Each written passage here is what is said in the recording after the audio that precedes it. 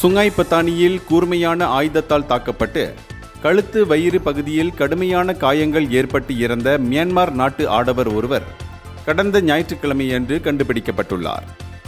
இந்த சம்பவம் சுங்காய் பத்தானி பண்டார் உத்தாமாவில் உள்ள கட்டுமான பணி மேற்கொள்ளப்படும் தளத்தில் நிகழ்ந்துள்ளது.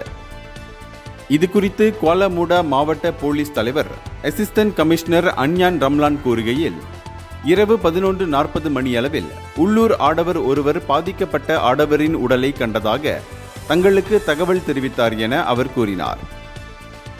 முதற்கட்ட விசாரணையின் அடிப்படையில் பாதிக்கப்பட்டவருக்கும் அவருடன் ஒரே அறையில் தங்கியிருந்த இன்னொரு நபருக்கும் வாக்குவாதம் ஏற்பட்டிருந்தது தெரியவந்துள்ளது.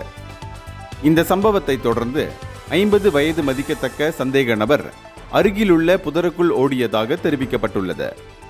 சந்தேக நபரை தேடும் பணி மேற்கொள்ளப்பட்டு வரும் வேளையில் விசாரணைக்கு உதவுவதற்காக 22 நபர்கள் கைது செய்யப்பட்டுள்ளனர். அது மட்டுமின்றி கைது செய்யப்பட்டவர்கள் சம்பந்தப்பட்ட நிர்மாணிப்பு தளத்தில் வேலை செய்வதற்கான முறையான ஆவணங்களை வைத்திருக்கவில்லை.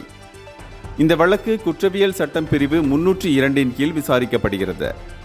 மேலும் சம்பவம் தொடர்பான தகவல் அறிந்த பொதுமக்கள் அருகிலுள்ள காவல் நிலையத்தை தொடர்பு கொள்ளுமாறு கேட்டுக் கொள்ளப்பட்டுள்ளனர்.